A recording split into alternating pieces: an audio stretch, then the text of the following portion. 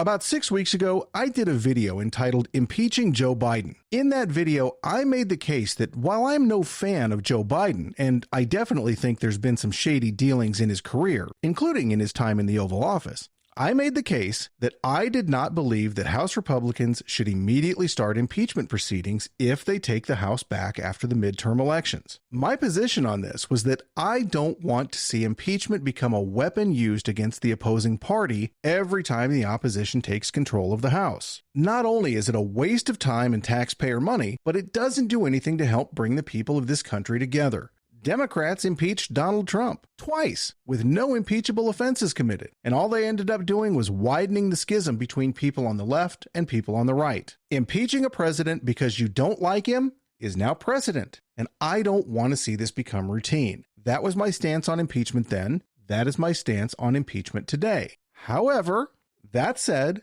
I've got to tell you, I think the slow build of Biden's bad policies, sending billions of dollars to Ukraine, the botched withdrawal from Afghanistan, weaponizing the Department of Injustice, and enabling the border crisis, added to his recent unstable public performances. I think all of that combined has finally pushed me over the line, and I think it's time to consider removing Joe Biden from office. Welcome to Political Pop Culture, where the important and the not so important issues of the day are broken down, discussed, and occasionally even mocked and ridiculed. I am your host, JP, and this is my take. In my mind, the weaponizing of the DOJ is the worst offense the Biden administration has committed, but it's also likely the hardest to prove. Biden's cronies in the DOJ are unlikely to roll over on him, and short of a whistleblower with audio or video evidence, proving the administration's involvement in wrongdoing is going to be problematic at best. On the other hand, as the Democrats showed us in the first two impeachment trials against President Trump, proof is irrelevant. Feelings are all that matter. What we can prove is the Biden administration's gross incompetence in the border crisis. U.S. officials encountered 2,150,639 immigrants illegally entering the country in the first 11 months of fiscal year 2022. That shatters the previous record for encounters in a year, which, by the way, was in 2021, Biden's first year in office, where there were 1.7 million illegal aliens caught entering the country. Is that enough to consider impeachment? Laura Ingraham seems to think so. If they end up getting reelected, they'd be more than happy to continue the destructive policies that Biden has been pushing on this country that allowed 2 million illegals to pour across our southern border since he took office. Which leads me to what I have been saying for months. Biden and his DHS secretary should be impeached for the crime of conspiring to keep the southern border open during a national health emergency. The House could actually bring up a serious, perhaps impeachment inquiry just on this issue of the border alone. They impeached a president for Russia collusion. Yeah. Why isn't this border collusion at some point?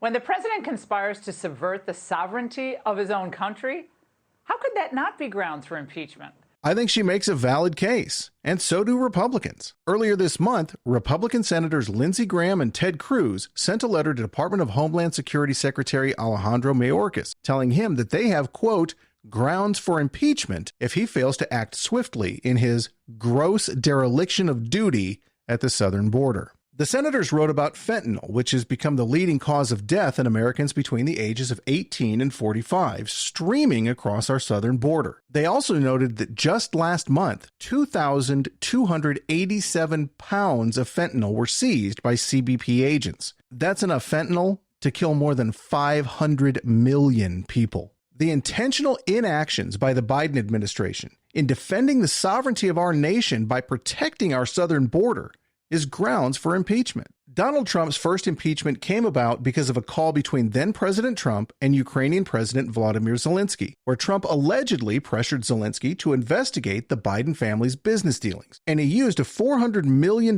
military aid package as leverage. Now, Democrats charged that Trump was leveraging U.S. power and foreign policy for personal political benefit. Quid pro quo. Just this month, Joe Biden asked Saudi Arabia to delay, not cancel, but delay their cut in oil production of 2 million barrels per day until after the midterm elections. In other words, Joe Biden made a demand to an ally for his own political reasons, keeping gas prices artificially low until after the November 8 elections in an effort to protect himself and his party from the ramifications of soaring gas prices that they are directly responsible for. Add to those impeachable offenses the botched withdrawal from Afghanistan, where Biden is guilty of stranding Americans behind enemy lines, abandoning thousands of U.S. allies to the Taliban, and leaving over $7 billion worth of equipment, including planes, attack helicopters, and munitions, for a hostile force to take control of. And you've got another potentially impeachable offense. And let's not forget that weaponization of the Department of Injustice. Biden's thugs in the DOJ raided former President Trump's Mar-a-Lago home. They also accosted Representative Scott Perry in front of his kids in order to steal his cell phone. And they did the same thing to MyPillow CEO Mike Lindell as well. These attacks were politically motivated, just like Biden's old boss Barack Obama's IRS did to the Tea Party during his tenure. Come to think of it, Biden's influence was almost certainly brought to bear in the FBI's decision to falsely brand Hunter Biden's laptop as Russian propaganda when they knew it was genuine and likely contained damning evidence against the sitting president. Again, potentially grounds for impeachment. The Biden administration and Joe Biden himself have demonstrated time and time again that they do not care at all about the American people or the suffering that their stupid policies have caused. This incident with Saudi Arabia is merely the latest example in a line of moronic mistakes, oversteps, and transgressions Biden has made in using his power, probably illegally, against his political adversaries. All Biden and his cohorts care about is power, getting it, using it against their political enemies, and keeping it by any means necessary. In a political environment where feelings are enough to impeach a president, that's grounds for impeachment too. I gotta tell you, I still hate the idea of impeachment being weaponized. And even if Biden is impeached, there's no chance of getting a 2/3 majority to vote for conviction in the Senate. I still hate the idea of using impeachment as a weapon against your political opponent. But in this case, I tell you, I think it needs to be done. That's my take. What's your take? You can let me know your take in the comments below. You can also let me know your take by joining the cult at PolPopCult on all major social media outlets. Thank you for listening.